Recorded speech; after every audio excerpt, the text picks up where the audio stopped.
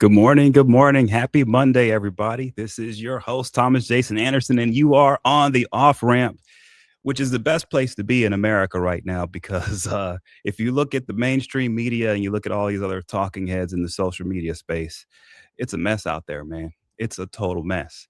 You've got all kinds of craziness. Before I get into the craziness here in the United States, let me just touch on something going on in Guyana because I made a comment, I posted something, and I said, "Look, everything involving the Mohammeds and Azruddin Muhammad and his father Shell Muhammad, it's all political. It's all political at this point." And I made sure this. I said that at this point, there was a time when this was not political from the United States side. We are now making it political because we are supporting the PPP with their shenanigans and their charade with basically trying to torture the Mohammeds and impoverish them and basically so damage their name in the process that the Mohammeds have no ability to have a fair trial. They have no ability to expose other corruption in Guyana. That's what this is. Okay. And we as the United States have clearly jumped on board. Why have we jumped on board? How do I know we've jumped on board and we're helping the PPP create this situation with the Mohammeds? Well, because we just had the visit by Christy Nome and Corey Lewandowski. And after the visit, the ambassador of the United States comes out and says, there's no politics involved in this whatsoever. She was told that by Lewandowski and by Christy Nome. That's who told her to say that. I'm just telling you. And since this stupid game continues to play since Lewandowski and Christy Nome arrived, clearly they're a part of making it happen. So we have a really bad situation going on. We have the United States with corrupt individuals over here getting involved with Guyana and their corrupt individuals over there to create this crap storm involving the Mohammeds. That's what this is. They look, if this was going right, he would have been extradited already and would be facing trial in South Florida. They're never going to let him be extradited. And the ambassador's playing the game.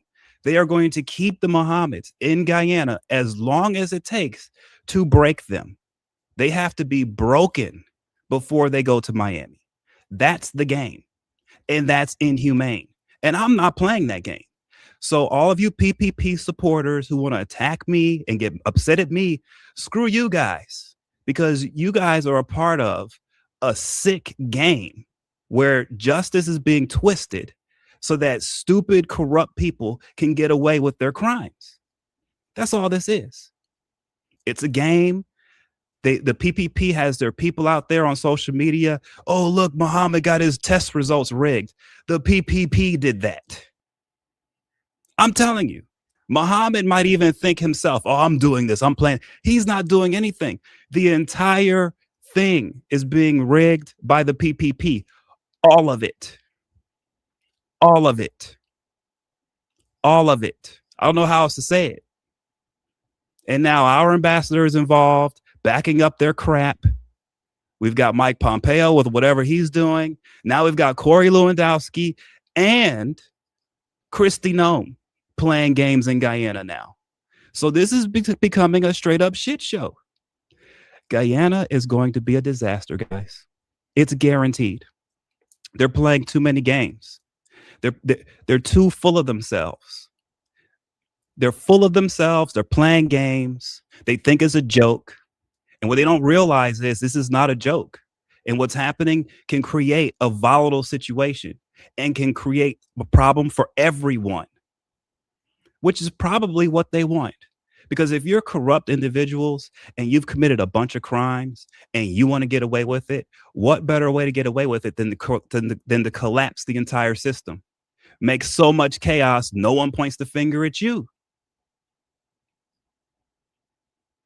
That's what's going on politically, at least in the United States. And clearly, this has bled over into Guyana. So now the corrupt guys in Guyana feel like they can get in on the game and try to drive a guy and his father crazy, harassing his family, harassing anybody who knows them for months and months and months, even years. They will make this go on forever. forever, as long as it takes, as long as it takes for them to be able to skate on all the evil mess they've done for so long. They don't want to have to pay the price for what they have done. They want to pin it all on the Mohammeds. That's what's happening. And now we've got US officials getting involved in this mess. It's a shit show. And I'm not going to sit here and pretend like it's not. Everybody needs to know it's a shit show. And it's not going to end well for any of them. It's going to be a disaster for all of them, idiots. But what can you do when you're dealing with people who are super ignorant, they're super corrupt, and they're super evil? Of course, they're going to do nothing but the stupid stuff, which is what's going on now. So you guys can support whatever the hell's going on. You guys can play with storylines down there in Guyana. You can believe whatever you want to believe.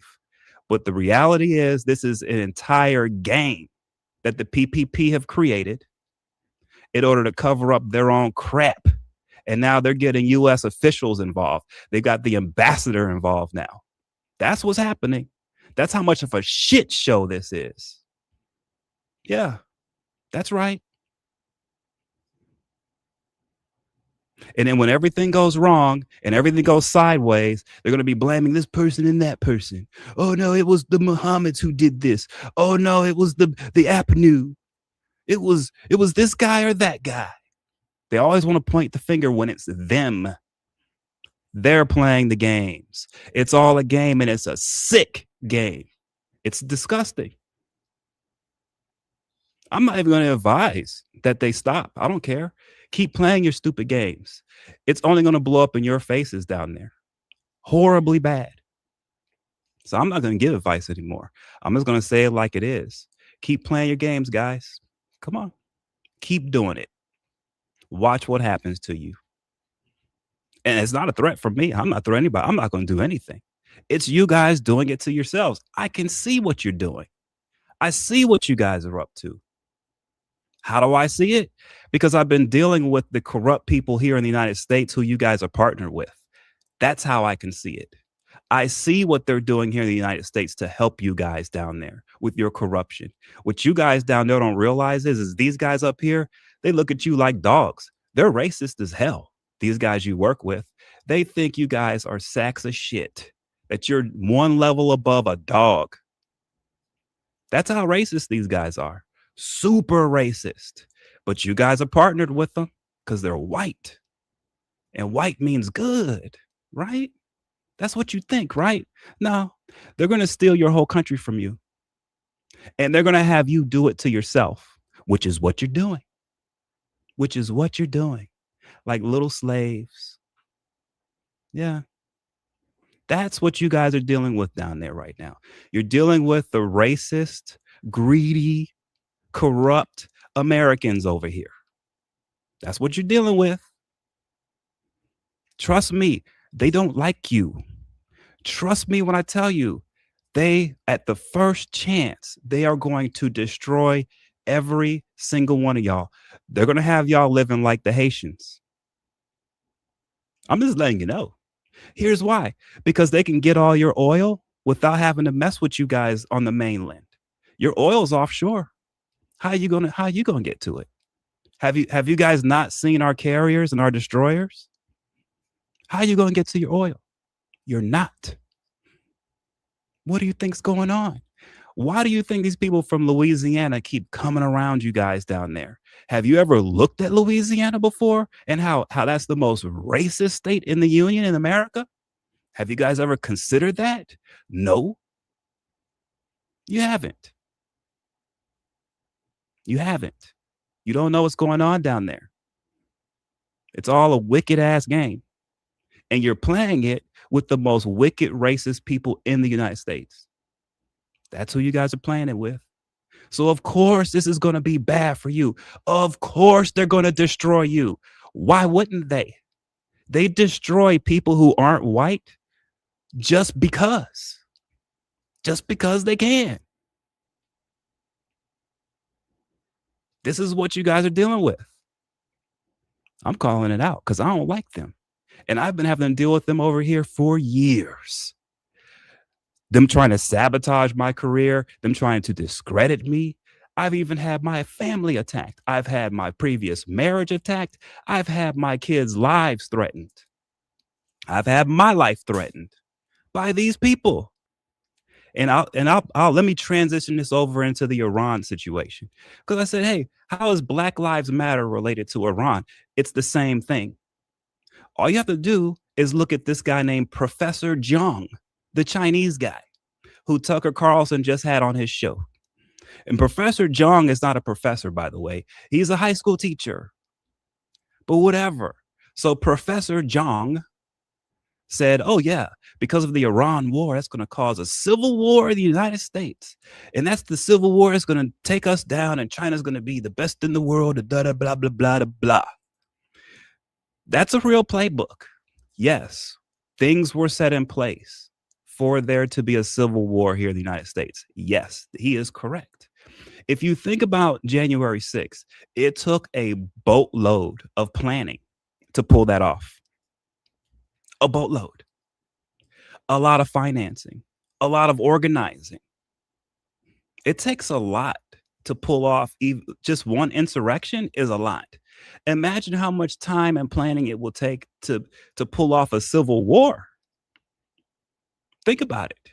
So this has been cooking for a long time. That's why Professor Zhang is so confident about what he's saying, because the Chinese know that this has been going on here in the United States. Why?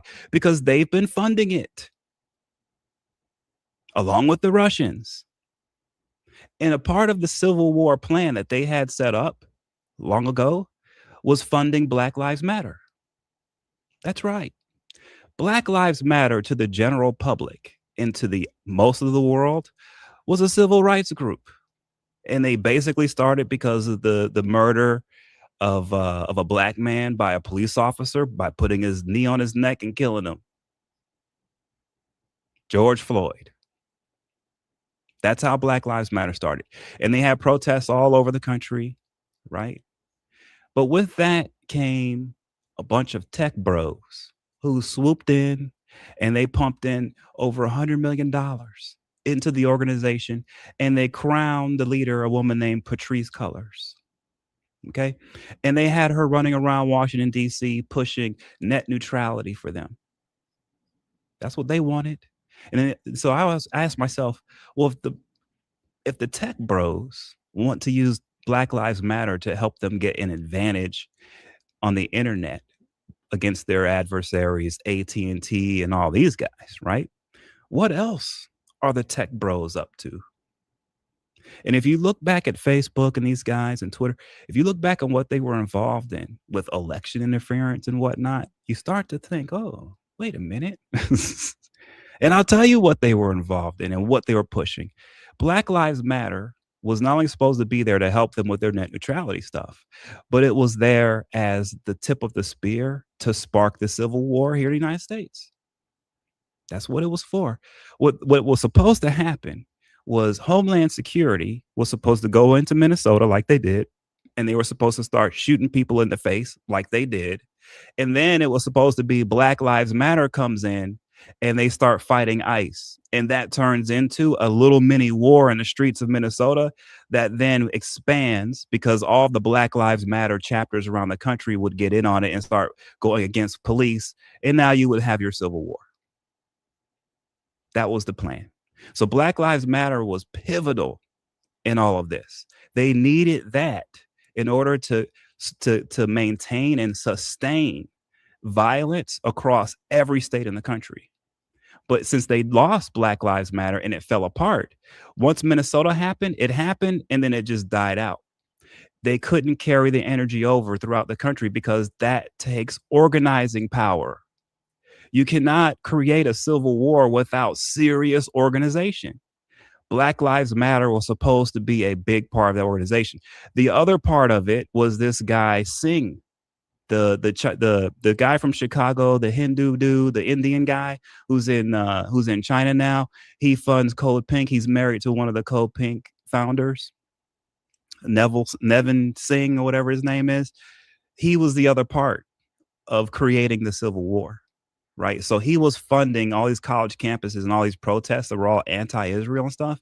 So he was going to do that, and that was going to combine with the Black Lives Matters protests against ICE and the police.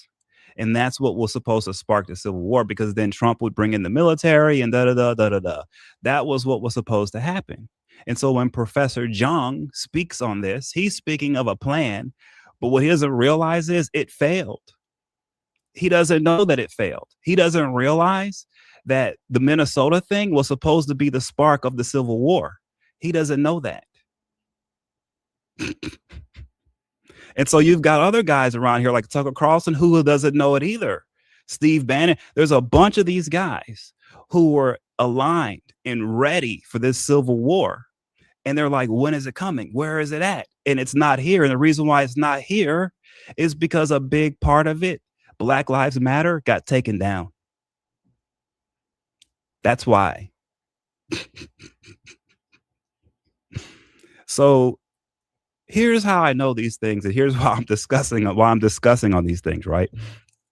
Because in my job, if you guys want to know what it looks like to do a job like investigative journalism and doing research reporting, being a researcher, being somebody who's primarily behind the scenes, not in front of the camera, not publishing work, but someone who's helping other people with bylines and other publications put work out there.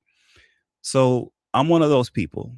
And the best way to imagine how I'm doing what I'm doing and how I put out the kind of content I do is I travel between timelines, basically, right? So back years ago, I saw what was going on, Black Lives Matter. I traced the funding, and I could see that there were potential timelines coming out of this thing. And one of the potential timelines was a civil war in the United States. I could see it. And when I saw the funding going to it, and when I saw how they were behaving, I said, oh no, that's a timeline that is very much in play. It's a possible timeline. And so I went about working with several members of the media. And the way I did it is I helped them craft stories based off of research that I dug up on the organization, on Patrisse Cullors and her organizations. And I showed that there was a lot of things going on that were wrong, that needed to be looked at. The California Attorney General took a look. It was bad, right? But when I helped all these different reporters with their stories and to put them out, since I'm working on different potential timelines, I'm helping reporters and publications put stories out on specific points on a timeline. And so I'm on several different timelines on one project through different publications that are ideologically different, but it's all the same story. But by hitting it from these different timeline angles, what happens is you can create sort of a domino effect and ultimately collapse a lot of potential timelines into one. And so, yeah, I did that with Black Lives Matter, and I collapsed it down to sort of what we see today. Methodically, I did that, working with several members of the media over a long period of time. I did a similar thing with Bob Menendez, and you can kind of figure it out when you read the book, and you'll see how well it's researched, and you'll see how much information is in there. I'm coming at things on multiple timelines. I'm purposely collapsing certain timelines, like the Civil War timeline with Black Lives. I'm collapsing those, and I'm doing it so far out before the events occur that most of the people in the media don't know what's going on. They don't even know that that's my strategy, but that's been the strategy. So I'm looking at what's going on now, and I'm kind of laughing at these guys because no, there will not be a civil war, guys. What you needed to make that happen, it got taken away. Sorry, guys. So sorry, but I'm not sorry, right? And so going forward, what we're probably going to see are these guys who wanted the Civil War. They're going to start backtracking. They're going to start supporting Trump again all of a sudden. All of a sudden, they're going to want troops on the ground in Iran. They're going to want a big giant war, because what they're thinking is the more they can get, push Trump to get bogged down out there, the more likely it is they can get some kind of political win or off ramp to get off of what they're on now, which was basically betraying America. See, the thing is, if they would have won, then they would be the heroes, and the people who lost would be the betrayers. But since they've lost, they're the betrayers. That's how it goes, and they know that better than anybody. So they're in desperation mode, uh, but they can't win because in order to get what they want, it takes years and years and years of organizing, and it takes hundreds of millions, billions of dollars, and they just don't have it. And you can't just make it up on the fly. It doesn't work that way. So my prediction going forward is we're going to see peace in the Middle East, guys. We are. There will be peace in the Middle East. It's going to infuriate so many people, especially the elite, because the elite here in the West, they need war in the Middle East. They need tyrannical regimes. Why? Because that provides cheap oil. That's why. See, if the place is thriving and doing well, oil is going to cost a little more. That's right. How does that make sense? Because when you have sanctions and stuff going on, those countries are still selling oil, but they're selling oil at $20 a barrel because they're under sanctions. You remove the sanctions from the region and everybody's on the same oil market, on the same selling the same amount of oil for the same dollar per barrel. You're now in a free market zone. Guess what? The price goes up. So a lot of the elite over here who have made so much wealth over generations because of the havoc and chaos in the Middle East, they're the crybabies over here. They're the ones who are upset. They're the ones who want infinite conflict in the Middle East. They want to have constant arguing, fighting, jostling. And they needed Iran for that because China has been backing that 100%. China funds Iran, they back them, and China also funds a lot of other people through Qatar and other countries, okay, in the media space. And they're supporting the Chinese agenda, which is the Chinese want a civil war in the United States. Too bad they can't get it. Sorry, guys, you missed out. Little old people like me and the group of journalists I work with, we sank your boat. And being black, it hurt because I'm a supporter of Black Lives Matter, but I saw that it was being perverted and twisted and used to hurt all of us. So I had to do the work I had to do. With that said, let me bring up one other thing. I've been tangling with this, talking about Black Lives Matter and everything else. I've been tangling with this. My daughter, her mom, my ex-wife, had her get some hair extensions put in her hair, braid-wise, hair braids. And I have a serious problem with that because those the hair extensions are full of chemicals, lead. And my daughter is a teenager. Her body's developing. Okay. Like her brain is still developing. And I'm like, I don't want my daughter to have, tainted product touching her scalp inches from her brain for weeks and weeks. Who knows?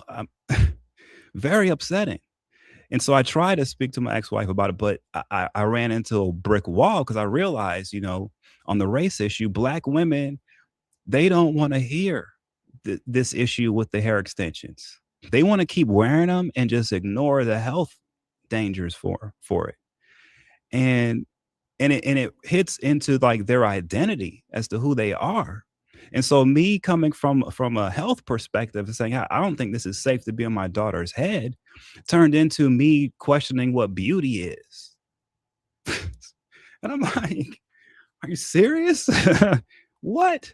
But I realized something, and this is how insidious the media is, and how insidious our society is when it comes to just standards and what we allow to happen and what we don't allow to happen, and how we allow certain things to happen to certain groups, right? And so we have this situation with the hair extensions, and it's like our entire society, from entertainment, music, movies, modeling, it's all convincing our young girls that beauty is in hair extensions. And it's like, what? I told my daughter, I said, you have to understand something. Like, this is a wickedness here to try to convince you that your natural hair isn't what is beautiful about you, that something else has to be added for you to attain beauty. What? So that alone was upsetting to me. But the fact that I had to break through that just to get to the health part, to say, hey, this stuff is poisonous and it causes long-term effects. And it hit me. I said, I have to do all this because I'm up against a society. I'm up against a world that is convinced that beauty is in hair extensions and toxic ass hair extensions. And people are brainwashed on this. And what's so crazy about it is who is it affecting the worst? Black women. And I'm like, yeah. I told my daughter, I said, unfortunately, we have people out here in this world who are billionaires who make money off of destroying innocent people. And so we have companies out here that are making this toxic crap, and they know Black women are putting it in their heads, and they know it's causing long-term health problems to Black women, and they don't care. And not only do they not care, they brag about making money this way because they look at Black women like, how stupid are you? You're poisoning yourself to make me rich because I hate Black. Look how stupid you guys are. This is the attitude. And so the abuse just bleeds over into everything. So if they can disrespect you when it comes to hair and have you poison yourself and convince you that's beautiful, then what else are they hitting you on? Everything. And so, yeah, I had a rough weekend this weekend talking to my daughter and just having to pull apart, explain to her, hey, this is not beauty, what you're being taught by society. The beauty is you. Everything about you. That's the beauty. So I had to go through all of that and get into the health stuff, and only to the end to finally, because it's such a shocking thing, I guess, is what I'm teaching my daughter. I said to her, I said, so what do you want to do with the hair extensions, with the braids? Because she literally just got her hair braided Saturday. I said, are you going to take them out now that you know?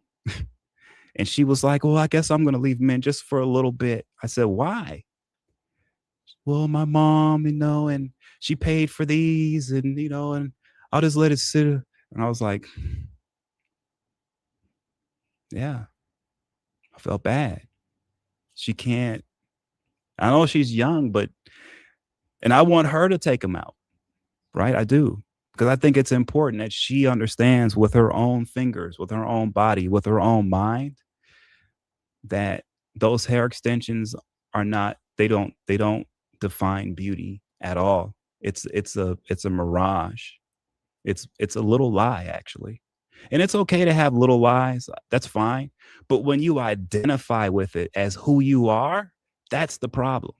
It's okay to walk around. If you have hair extensions and it's like a costume, okay, fine. But when you're walking around and that's your identity, that's like who you are, and that's not even a part of your body, that's wrong, man. That's wrong. So I had to go through that. And I think now, I think of RFK Jr. and these guys, if he's really about make America healthy again, he would do something with the FDA and these guys to make sure that these hair extensions aren't as toxic as they are, that Black women aren't being poisoned the way that they are with these extensions.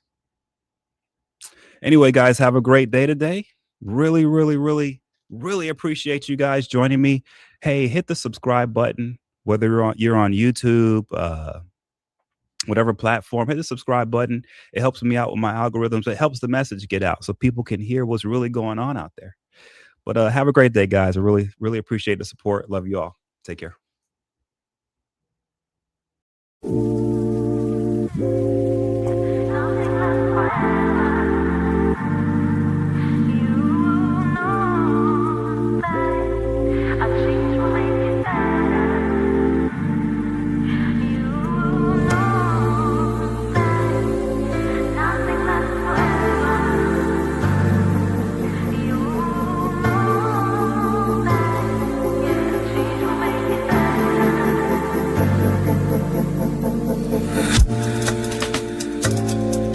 No, I'ma put it down like that. I'm leaving, I ain't coming back. You don't like the way I act anyway. You really don't have to react. Don't try to change my mind, in fact. Honey, I've already packed all my stuff. We're no longer kids, let's move on. And you are not my kid, so I'm done. Please don't make me pull my gun. Sorry boy, I can't be the one. You know it, yeah. Nothing lasts forever. You know that a change will make it better. You know that nothing lasts forever. You know that, yeah, a change will make it better.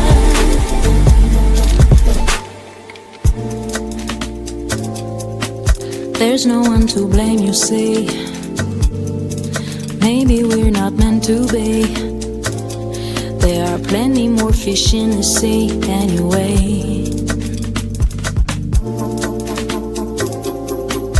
Every day's a different thing, so I'm not into wedding rings. It ain't personal, it's the way I think. Yeah. You know it. Nothing lasts forever, and you know it. Yeah. That a change will make it better. You know it. Yeah. That nothing lasts forever. You know it. Yeah. That a change will make